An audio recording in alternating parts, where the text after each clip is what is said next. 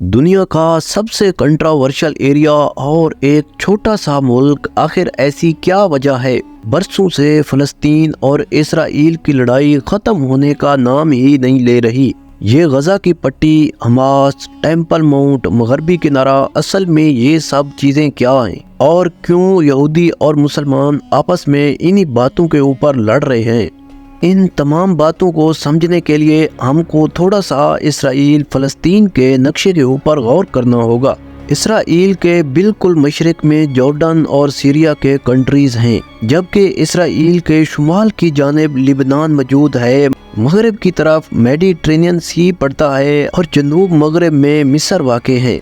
Palestine کی ٹیریٹوریز کو دو حصوں میں ڈیوائیڈ کیا گیا ہے۔ ایک حصہ ویسٹ بینک جو جارڈن کے بالکل مغرب کی طرف، یہ جو آپ کلر والا ایریا دیکھ رہے ہیں۔ دوسرا غزہ کی پٹی جو اسرائیل کے جنوب مغرب والے کونے میں میڈیٹرینین سی کے ساتھ 41 کلومیٹر لمبی اور 11 کلومیٹر چوڑی ہے۔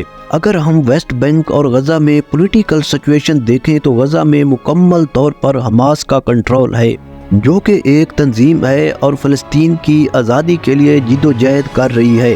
دوسری طرف الفتح جو کہ ایک پولیٹیکل پارٹی ہے اور ویسٹ بینک پر فلسطین کی جو ٹیریٹوریز ہیں ان کو ایڈمنسٹریٹو کرتی ہے۔ جیوگرافیکلی آپ کو آئیڈیا تو ہو گیا ہوگا کہ فلسطین اور اسرائیل کون سے ریجن میں واقع ہیں اور پولیٹیکل سچویشن کیا ہے۔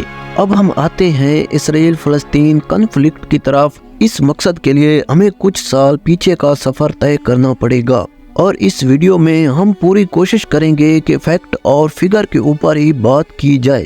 جس جگہ پر آج فلسطین اور اسرائیل واقع ہیں، ورلڈ وار فرسٹ سے پہلے یہ پورا ایریا سلطنت عثمانیہ کے کنٹرول میں ہوا کرتا تھا۔ اس وقت سلطنت عثمانیہ 3 براعظموں کے اوپر پھیلی ہوئی تھی اور فلسطین میں جوز کمیونٹی مائنورٹی میں تھے، بلکہ اس وقت تو جوز کا کوئی پراپر کنٹری نہیں تھا، بلکہ جوز کمیونٹی تو در بدر کی ٹھوکریں کھا رہی تھی۔ ایک ریلیجن کنفلکٹ کی وجہ سے اس وقت جوز کی سب سے بڑی دشمن کرسچن کمیونٹی ہوا کرتی تھی، یہاں تک کہ یورپ میں کرسچن جوز کو برداشت تک ہی نہیں کرتے تھے۔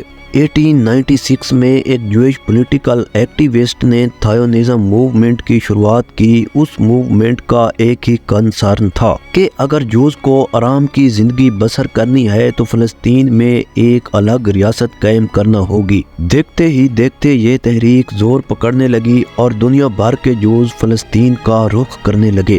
پہلی جنگ عظیم کے بعد سلطنت عثمانیہ ٹکڑے ٹکڑے ہو گئی تو فلسطین کا علاقہ برٹش کے کنٹرول میں چلا گیا۔ تاج برطانیہ نے فلسطین میں ایک جوئش کالونی بنانے کا فیصلہ کیا۔ اس کے پیچھے 2 ہی ریزن نظر آتی ہیں۔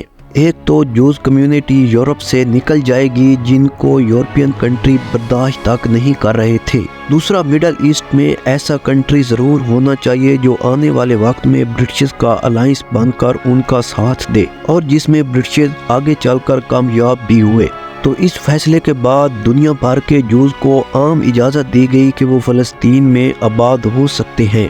جوز کے فلسطین میں آباد ہونے کے بعد فلسطین کے مسلمانوں کے لیے ان کی اپنی زمین ہی تنگ ہوتی چلی گئی، اور ایک طرح سے فلسطین کی مسلم کمیونٹی کی آزادی کو سلب کر لیا گیا۔ کچھ عرصہ تک تو فلسطین کی مسلم کمیونٹی اس کو برداشت کرتی رہی، آخر کب تک؟ آخر کار 1939 میں فلسطین کے مسلمانوں نے آواز اٹھانا چاہی تو اس کو دبانے کی بھرپور کوشش کی گئی، لیکن دیکھتے ہی دیکھتے یہ آواز پروٹیسٹ میں کنورٹ ہو گئی۔ تو برٹش نے اس معاملے کو سلجھانے کے لیے ایک پیل کمیشن بنا دیا، جس کے مطابق فلسطین کو 2 حصوں میں ڈیوائیڈ کر دیا جائے، لیکن فلسطین کے مسلمانوں نے اس پیل کمیشن کو بھی مسترد کر دیا۔